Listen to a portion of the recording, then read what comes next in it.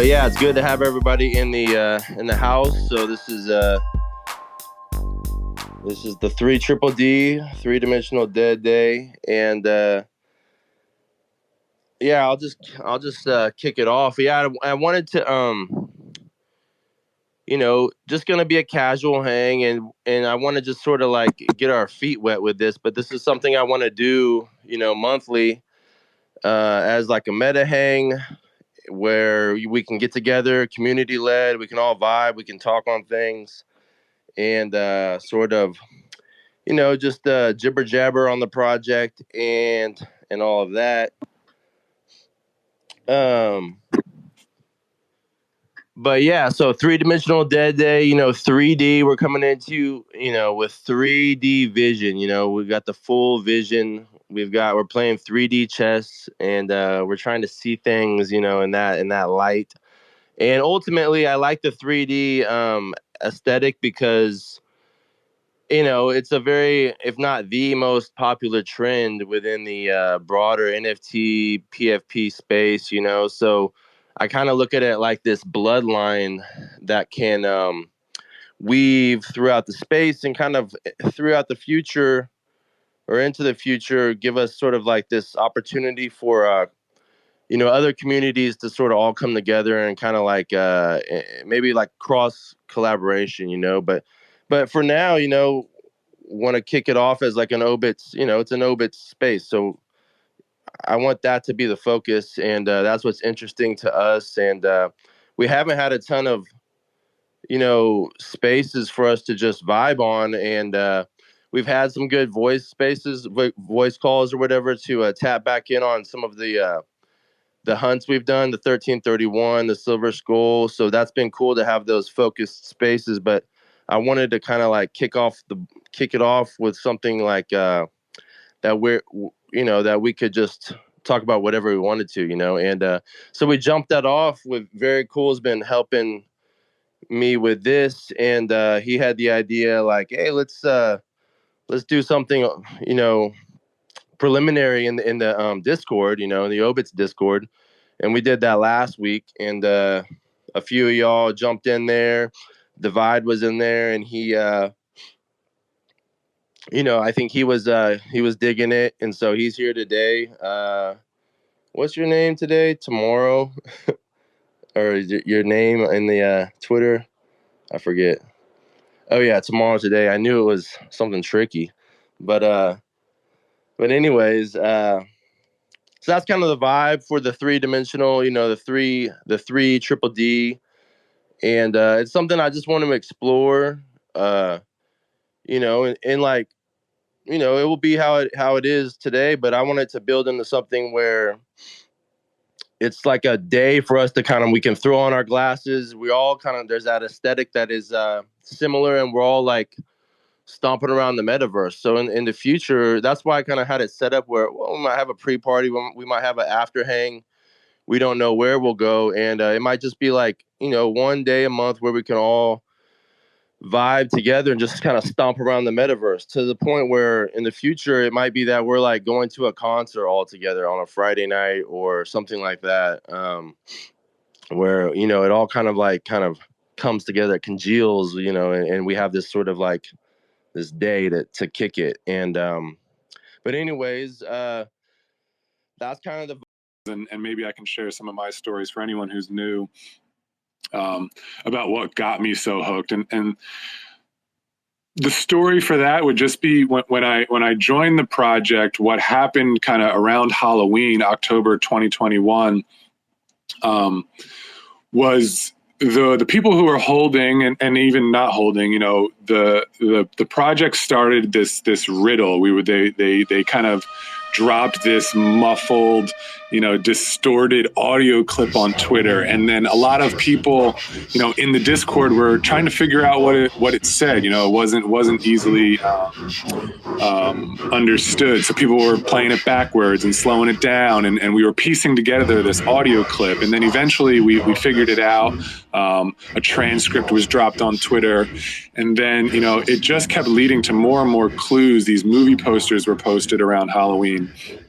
these skeleton keys, which y'all might have heard of, started to pop up in real life in LA, in New York, in Philly, where I live. And that's really what got me. When I saw these skeleton keys, this poster, this QR code wheat paste pop up near some, some dingy, grungy bars in Philly, I had to go to it. It got me up out of bed. I rode my bike. I called my brother, and we're hunting in the middle of the night in real life for this like NFT.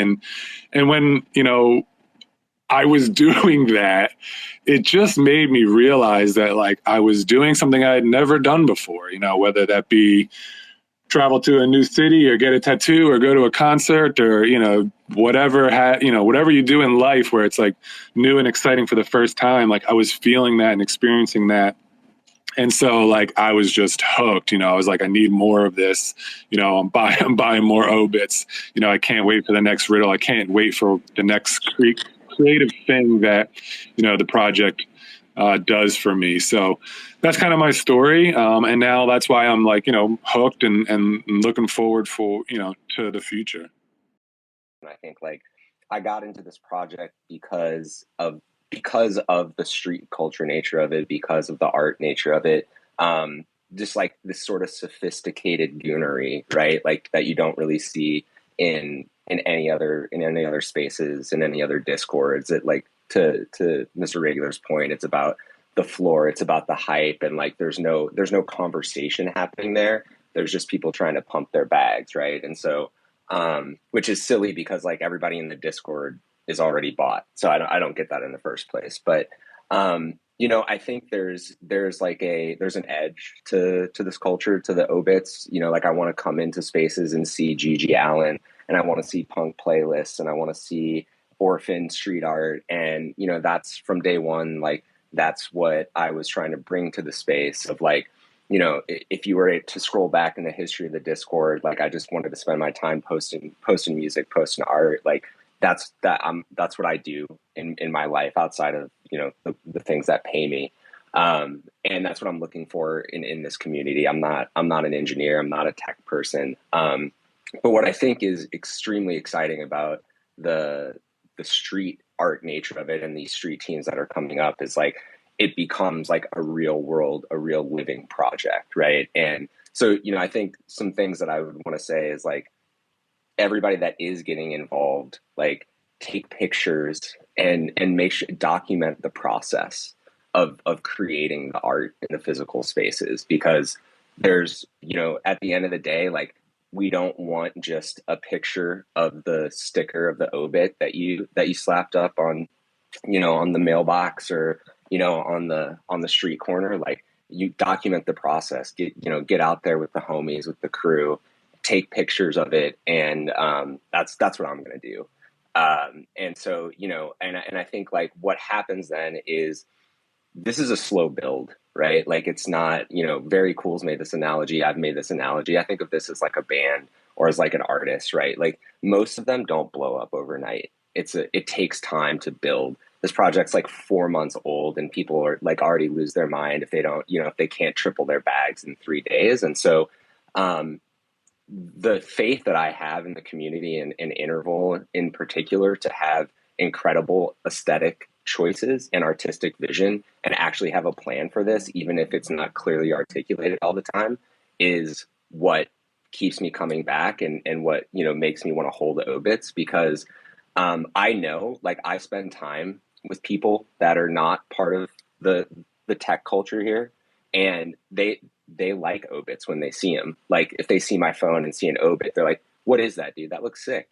And this is going to be an on ramp for people, and that's the bull case for me, right? Like I think you can onboard artists and musicians via shit that looks cool, shit that's actually out there in the streets, and that's bridging that IRL gap that Interval's always gone for. So yeah, I'll stop there, man. I don't want to talk too much, but that's my feelings.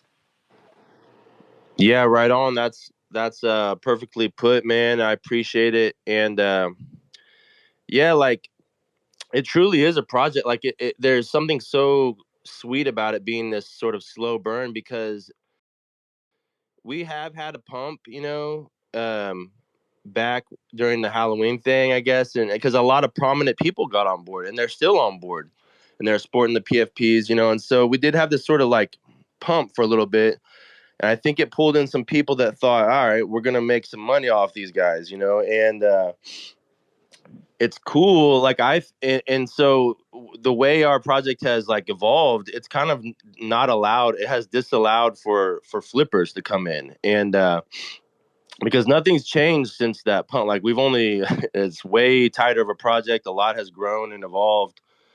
If you're not paying attention, you're just like, what is this? What's going on with this? And you look at the floor, and our floor might look unappealing to some people. I love it because I'm like, this is a tight. The value hierarchy is intact with our project, and so yeah, we have accessible entry points, but you also look at the Reaper floor is about 1 ETH, compared to like the the entry point at the regular floor, I think is around 0.07 or something. The Reapers are at 1 ETH. The white wind hairs, somebody just snatched up a couple of those. That's at point. The floor is at 0.05. I mean 0.5. Redheads are like a couple away from a 1 ETH floor, and so I look at like and like Divide is saying, we want to onboard people that are down for the culture and down for the art and stuff, and they'll be onboarded into NFTs. And so I've gotten a few of my friends involved, and like these aren't guys that are rich in ETH, they haven't been in crypto at all, and now they have an entry point into a tight project.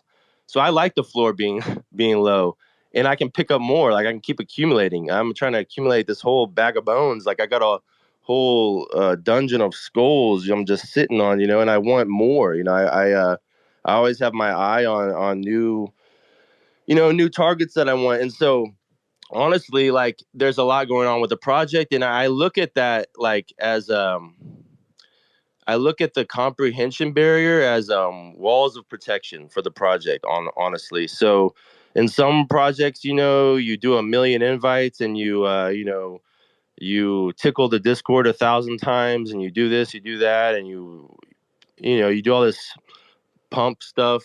You get rewarded, I guess. But I feel truly that in this project, you get rewarded just by being like captivated, by being interested, and then digging further. Oh wow. And you're rewarded in a way that's beyond like, okay, well, here's your candy corn tokens or whatever. But so I like where everything's at right now. I feel like we're in a perfect position, and when you look at like when you look at what's going on with sorry, I told everybody earlier, I'm kind of like brain fog. I'm a little bit sick, but I'm gonna keep it moving. But when you, and anybody that wants to speak to, go ahead and send an invite. I'll let you come on up. Squeg is in the house too, and I see a lot of familiar faces too, and so we've talked about the art, and like it truly is a tight community of people, and there's a lot going on. There's conspiracy theories. I've heard of side server or side councils, and layers of darkness and shadow and shadows and uh, and all that stuff. And so, you know, uh, what else do we got going on? So it's just tight. My brain is fogged. I got COVID in my brain. That's a COVID fog, man. It's real. It's hitting you. No, yeah, I just smoked a cigarette too, so I don't know if that. I thought that would help. I think it's helping. I drank some. I gotta wake up and